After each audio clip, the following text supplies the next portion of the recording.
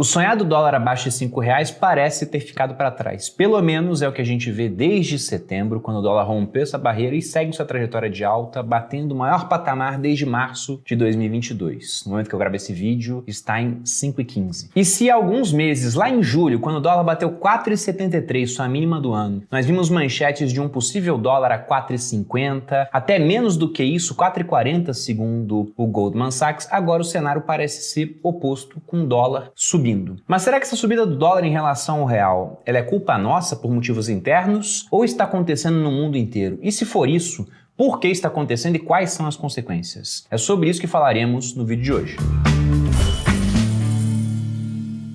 E aí pessoal do Você Mais Rico, quem fala aqui é Bruno Perini, criador do canal. E antes de entrar no assunto do vídeo e falar de dólar, um recado para todos vocês que me acompanham por aqui, é que nesta segunda-feira, dia 9/10, nós abriremos inscrição para a segunda turma do Viver de Renda no Exterior. Um curso pensado para o brasileiro que já saiu do Brasil ou que pretende sair, que vai dar saída fiscal, ou seja, vai parar de pagar impostos aqui para pagar em outro canto e tem necessidade de investir de maneira global, porque afinal de contas, nesses tempos de juros altos e inflação alta, quem investe pelo menos se protege, quem não investe tem seu patrimônio corroído. E muitas vezes o brasileiro que mora fora, ele não investe por dois motivos. Primeiro, porque ele não encontra um produto para ensinar o brasileiro a investir de maneira global. Segundo, que quando ele acha um produto ensinando a parte de investimento, ela não ensina a parte de imposto, fica com medo de ter que pagar imposto em dois países, de ficar irregular, e por isso ele acaba adiando a decisão de investir. Para endereçar esses dois problemas, criamos o Viver de Renda no Exterior, já fizemos uma primeira turma, que conseguiu o NPS de 91. O professor do curso, Fábio Fares, ele trabalha comigo já há anos, já está no Viver de Renda como monitor há mais de 10 turmas, é analista, tem 25 anos de experiência no mercado, extremamente qualificado. O NPS da primeira turma de 91 é uma prova disso, e na primeira turma tivemos alunos de 25 países diferentes, inclusive não apenas brasileiros, também tivemos angolanos, portugueses, então pessoas de outra nacionalidade, mas que falavam português para conseguir pegar as aulas. E se você tiver com dúvida se esse curso é para você, eu te convido a dar uma olhada no link da descrição. Na segunda-feira abrimos as vagas e há bônus para os primeiros inscritos. Então, se puder fazer sua inscrição logo quando abrir, às 5 da manhã, é melhor porque você ganha mais benefícios. Agora entrando no assunto do vídeo, como eu disse na introdução, o dólar marcou sua mínima do ano e a mínima de um período grande, inclusive, em 4,73, em julho deste ano. E já no final de julho, ou seja, a gente está falando de um valor do dólar em 4,73 a coisa de mais ou menos 2 meses e uma semana, 2 semanas atrás. E é interessante ver como as coisas mudam. Mas por que será que elas mudaram tanto? Foi uma conjuntura interna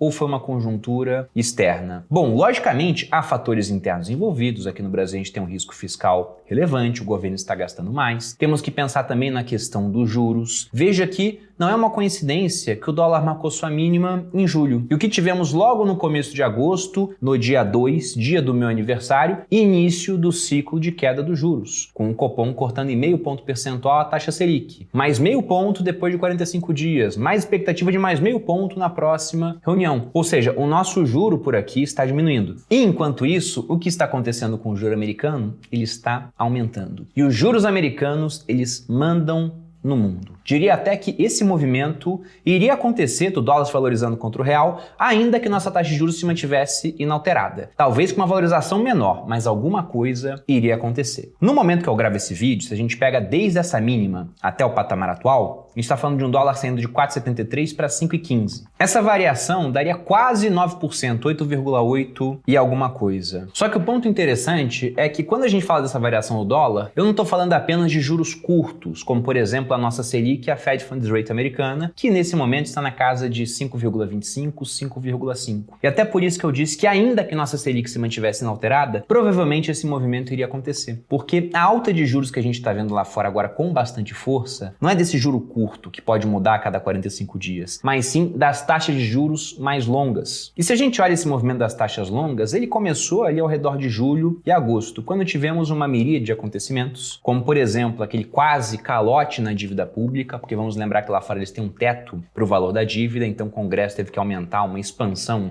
desse teto. Fizemos vídeo aqui no canal naquela época, não é um evento extraordinário, inclusive tem acontecido com cada vez mais frequência. Esse aumento do teto ele envolve um maior leilão de títulos públicos, então uma oferta de títulos. Se há uma maior oferta de títulos, os preços deles ficam mais baixos e as taxas de juros ficam maiores. Além disso, também há muita incerteza quanto à política que será adotada pelo Fed, o Banco Central Americano. E vamos lembrar que a Fitch, uma das agências de risco, rebaixou a nota de crédito dos Estados Unidos. Então, com tudo isso acontecendo meio que ao mesmo tempo, o que nós vimos foram as taxas de juros longas subindo nos Estados Unidos, algumas delas batendo o maior patamar no espaço de 16 anos, como os treasuries de 10 anos e de 30 anos, e a própria taxa curta, devido à incerteza que nós temos quanto à política do Fed, talvez continue se elevando, e nas palavras de vários analistas americanos, essas taxas podem ficar higher for longer, ou seja, mais altas por mais tempo. E um ponto importante é que talvez a situação até piore quando forem divulgados novos dados quanto à geração de empregos nos Estados Unidos. Porque o que a gente tem visto nos Estados Unidos é uma economia muito resiliente. Se nós pegamos os dados do relatório de vagas abertas de emprego nos Estados Unidos que saiu em agosto, na verdade ele saiu agora em setembro, mas é relativo aos dados de agosto, nós vemos quase 9 milhões de vagas em postos de trabalho. Ou seja, há muita vaga, de maneira que o trabalhador ele pode ter várias opções e esse pessoal vai competir por aquela mão de obra, o que tende a elevar o preço da mão de obra. Poxa, Bruno, mas isso não é ruim. Se você é um banco central que quer uma meta de 2% de inflação, não é que isso é ruim, mas é que você não vai bater essa meta, porque afinal de contas, se as pessoas têm mais renda, elas vão consumir mais, é mais pressão de consumo, isso deve continuar levando os preços a subirem mais. Uma coisa que conta a favor do Fed é que ele não tem uma data específica para atingir essa meta de 2%. Não é como era aqui no Brasil, por exemplo, que a meta era dentro de um ano calendário, o que poderia provocar aumentos maiores das taxas de juros para trazer a inflação para a meta. No entanto, se a inflação se mostrar resiliente, custando a cair para esse patamar de 2%, que o Fed persegue por acreditar que é um patamar ótimo para a economia, porque você pode pensar, poxa, mas para chegar em 2, você tem que aumentar o nível de desemprego. Isso não é ruim? Sim, com certeza, principalmente para quem fica desempregado. Mas ter uma inflação mais alta durante muito tempo acaba sendo pior para as pessoas. Até porque quando você aumenta a taxa de juros e causa desemprego, o mais afetado é aquele que ficou desempregado. Quando você deixa a inflação mais alta por mais tempo, toda a população acaba sendo afetada. Então não é um jogo de escolhas fáceis, porque ambas terão consequências na vida das pessoas. E quanto mais tempo você deixa a inflação alta, mais difícil depois é trazer o dragão de volta para a caverna. E acho que os brasileiros podem dar aula disso para os americanos, tendo em vista anos e anos que tivemos de inflação alta aqui, isso no plano real, mas antes dele então, era uma loucura. Quem viveu os anos 80 sabe muito bem do que eu tô falando. E aí, de acordo com novos dados que serão divulgados mais para frente, na próxima reunião do FONC, a gente pode inclusive ver um aumento da taxa de juros curta, saindo de 5,25 para 5,5, que é o patamar que ela fica, uma banda, para 5,5, 5,75. Só que novamente eu chamo a atenção não para a taxa curta, porque essa o Fed já tá falando, olha, ela vai subir, muito provavelmente estão adiantando para o mercado, mas tem uma taxa que não depende diretamente do Fed. Ela depende daquele pessoal que está comprando e vendendo títulos públicos. E é lógico que o governo americano pode interferir nisso também. Ao fazer o controle da curva de juros, né, ele pode começar a comprar os títulos longos, o que vai aumentar o preço desses títulos, e se aumenta o preço, a taxa de juros cai. Já fizeram isso durante bastante tempo, inclusive. Mas nesse momento que a gente vê, como vocês podem olhar aqui a tabela, são juros longos aqui para casa de 5, 10, 30 anos, chegando a 4,79. O de 30 anos está em 4,91. E muita gente falando que vai chegar a 5. Até porque esse, por exemplo, já tá na cara, né? Mas é um pouco daquilo. Quando a gente vê subindo, a gente acha que vai subir mais. Quando vê caindo, acha que vai cair sempre mais. E quais são as implicações disso para a economia americana? Bom, uma primeira coisa que a gente tem que lembrar é que há vários bancos americanos com títulos públicos de longo prazo na sua carteira que eles compraram naquela época em que a taxa de juros estava em 0, a taxa de curto prazo, e a de longo prazo estava em 1,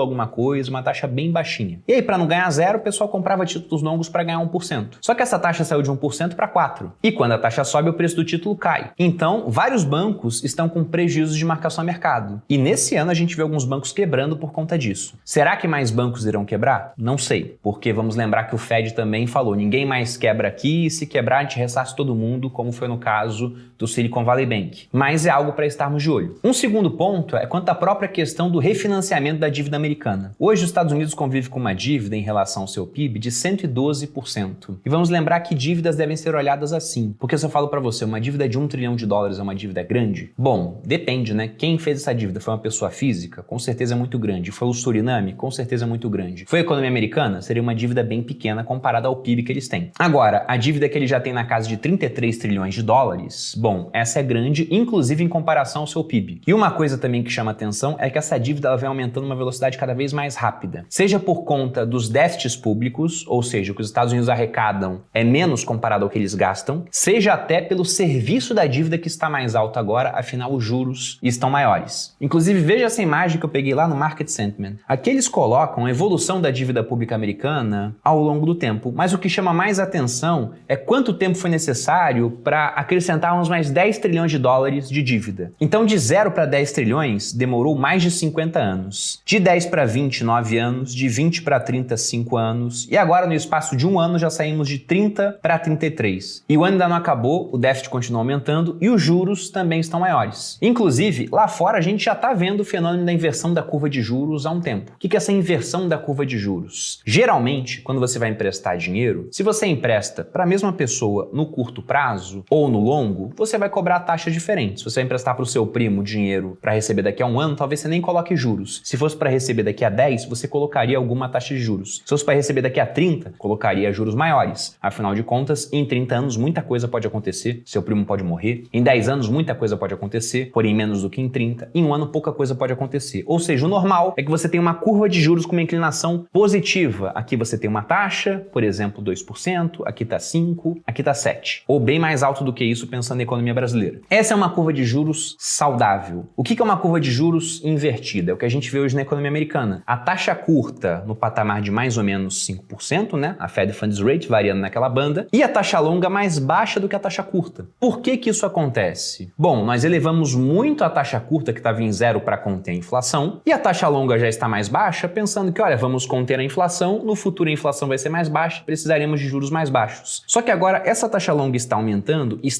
inclusive numa velocidade muito maior do que a taxa curta. O que o mercado chama de bear stepping, ou seja, o urso ele está subindo os seus degraus, ficando mais alto, mostrando que essa inflação que está alta aqui, ela deve continuar alta lá na frente, e por isso ainda precisaremos de taxas de juros mais altas. E aí vamos lembrar do seguinte, né? As taxas de juros estão para o preço dos ativos de risco, assim como a gravidade está para a matéria. Então nós temos o planeta Terra. Se a gente sobe a gravidade na Terra, se a gente aumenta, você seria puxado com mais força em direção ao centro da Terra. A mesma coisa está acontecendo agora no mundo. A gente acabou de subir a gravidade do mundo. O preço dos ativos de risco vai ser puxado para baixo. Então nós veremos ativos de risco caindo. E aí, inclusive, pense em um exemplo extremo, que seria a gravidade da Terra aumentando muito, começando a atrair outros corpos celestes, eventualmente até um que vai entrar na atmosfera, um meteorito, igual aquele que acabou com os dinossauros. Se essa taxa de juros ficar alta por muito tempo, talvez a economia americana esteja atraindo esse meteorito, uma crise, com uma quebradeira que pode vir de empresas que estão excessivamente endividadas. Poxa, Bruno, você acha que isso vai acontecer? Olha, sempre que o juro aumenta, a gente vê um problema. Se você volta lá para 2008, por exemplo, a crise do subprime, não teve crise enquanto o juro para você financiar a casa estava baixo. Começou a ter crise quando o juro aumentou muito, e aí você teve um aumento de inadimplência. Se você volta para a bolha de 2001, enquanto o dinheiro era barato, não teve muita crise. Quando começamos a aumentar juros, aí o preço do dinheiro começa a ficar maior, o pessoal começa a vender posições mais especulativas para entrar nas posições mais tranquilas. E novamente poderemos ver uma situação assim, da mesma forma que já aconteceu em incontáveis outros episódios. Em outro ponto que merece atenção, que eu já comentei em vídeos passados e também em episódios do podcast Os Sócios, inclusive nessa quinta são um episódio onde eu falo de um possível conflito entre Estados Unidos e China, os motivos para isso acontecer, até o que a China vem fazendo, que é, por exemplo, vender títulos públicos americanos. A China, que já foi uma das maiores detentoras de títulos públicos americanos do mundo,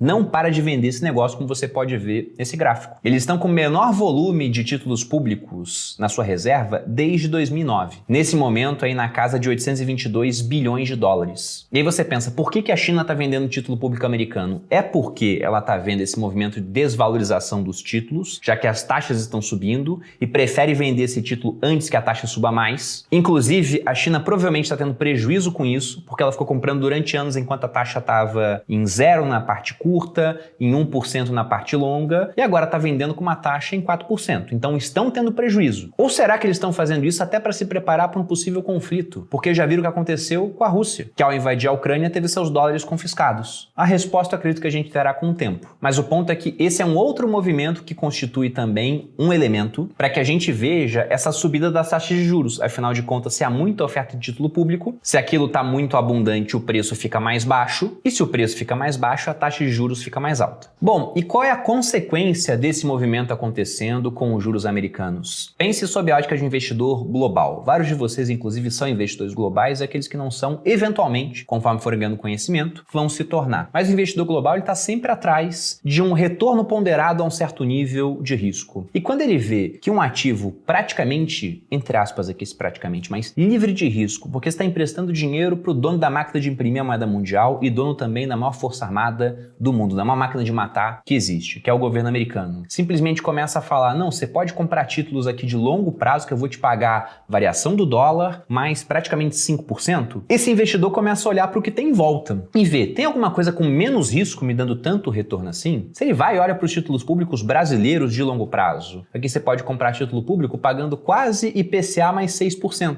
Ele pensa, será que é melhor pegar IPCA mais 6% ou é melhor pegar dólar mais 5%? Durante um prazo de 30 anos, é o que hoje você tem na mesa em termos de oportunidade. Vários investidores, principalmente aqueles que olham o Brasil simplesmente como mais um na sacola de emergentes, simplesmente pensam, quer saber, eu vou pegar dólar mais 5%. Então, se isso acontece, o que nós veremos naturalmente é um dólar se apreciando contra todas as outras moedas globais e não apenas contra o real. Se nós pegamos, por exemplo, esse gráfico que eu coloquei na tela, que mostra em azul o preço do TLT, que é o ETF que compra títulos públicos americanos com mais de 20 anos, e o Dollar Index, o DXY, que mostra a valorização ou desvalorização do dólar em relação a uma cesta das principais moedas do mundo, que são o euro, o iene japonês, a libra esterlina, o dólar canadense, a coroa sueca e o franco suíço, essas 6 moedas. O que nós vemos é que o dólar não subiu apenas contra a moeda de países emergentes, ele subiu em relação a esse dólar index. Se a gente olha a movimentação desde 1º de agosto até o dia de ontem, 3 de outubro, o dólar se apreciou 4,81% contra o dólar index. Enquanto a gente vê uma queda no TLT, nos preços dos títulos públicos, porque os juros estão subindo, de 13,32%. Se a gente olha o movimento no real, o movimento foi mais forte? Sim, como era de se esperar contra uma moeda de país emergente, afinal de contas não somos a Suíça. Para essa mesma variação do TLT, eu estou olhando a mesma janela, o que nós vimos de apreciação do dólar frente ao real foi 7,81%. O que nós podemos supor que é um beta de país emergente, afinal de contas, se o dólar está subindo contra o mundo inteiro, contra economias desenvolvidas, contra o franco suíço, o dólar canadense, o euro, ele não vai subir contra uma moeda de país emergente? Vai, e muito provavelmente vai ter que subir mais. Contudo, dá pra gente falar que não, dessa vez foi culpa do governo? Como eu já disse, dá pra gente falar da questão do risco fiscal, o governo tá gastando demais, se a gente pega em 12 meses tá com baita de um déficit, vídeo conteúdo do vídeo que eu soltei aqui na segunda, os juros já estão menores, mas esse é um movimento global. E ele deve continuar enquanto as taxas de juros, principalmente as longas, continuarem subindo. Poxa, Bruno, mas e aí? Tá na hora de correr para as montanhas, vai vir uma crise braba? Se nós formos olhar, essas inversões de juros americanos, elas costumam anteceder crises. Então, nem toda inversão termina em crise, mas toda crise foi antecipada por uma inversão. Só que não dá para saber quando isso vai começar, quando vai terminar, qual vai ser a extensão. Então, o que eu pelo menos vou fazer é manter minha carteira diversificada e estar atento para oportunidades. Porque se a gente olha ativos de risco, tem ativo de risco caindo, o que seria o natural, com o juros subindo, e aquilo que já estava barato pode ter ficado mais barato ainda. Principalmente se você pensa em Brasil e em âmbito mundial, com um dólar maior. E se a gente pega a nossa economia, que funciona à base de commodities muito voltados para exportação, com vários commodities com preços historicamente altos, esse valor do dólar mais alto, ele não é tão ruim assim. Logicamente, se o dólar começa a explodir, aí o que nós veremos é uma inflação mais alta. Com essa inflação mais alta, o ciclo de juros fica menor. Com o ciclo de juros menor, os ativos de risco não vão andar. Mas se a gente pega a balança comercial do Brasil, nesse ano ela está muito positiva. E aí, com esse dólar mais alto, isso acaba sendo bom pra gente. Então, não acho que o Brasil vai explodir por conta disso, mas, logicamente, já corroborando com o que eu falei no vídeo de segunda para vocês, esse é mais um ponto de atenção. Porque a gente pode estar olhando a gravidade aumentando e daqui a pouco a gente vai ver um meteorito chegando no mercado. E aí, para finalizar esse vídeo, vamos pensar novamente nessa analogia. Porque quando esse negócio chega na Terra, esse meteorito, e acaba com boa parte das espécies, quais são as espécies mais propensas a morrer? Quais são aquelas mais propensas a continuarem vivas? Se você é um animal que só come um outro tipo de animal, provavelmente você vai morrer, porque se sua comida morreu, você morre. Se você é um animal que só come um certo tipo de planta, se a planta morrer, você também morre. Se você é um animal que come de tudo, como por exemplo um rato, é muito mais difícil de te matar, de maneira que os ratos herdariam a Terra. Os mamíferos herdaram assim. Trazendo para o mercado, se você é um investidor que investe só em uma certa certa classe de ativos só em um determinado país, provavelmente você vai ser extinto numa crise ou numa outra. Se você já é um investidor que come de tudo, um onívoro do mercado, a chance de ser extinto ela acaba sendo muito menor. Até porque você vai encontrar pessoas de sucesso com diferentes estratégias, mas pensa, onde você encontra mais pessoas de sucesso? São naquelas que só investem em uma certa economia, só em um certo ativo, ou são aquelas que têm carteiras diversificadas ao redor do mundo? Olhe exemplos mundiais e tente adotar aquela estratégia que os mais bem-sucedidos adotaram. Sua chance de sucesso e sobrevivência irá aumentar. Bom, eu fico por aqui, espero que tenha gostado desse vídeo. Se você gostou, dê seu like, se inscreva aqui no Você Mais Rico, me acompanhe nas redes sociais, um grande abraço e até a próxima.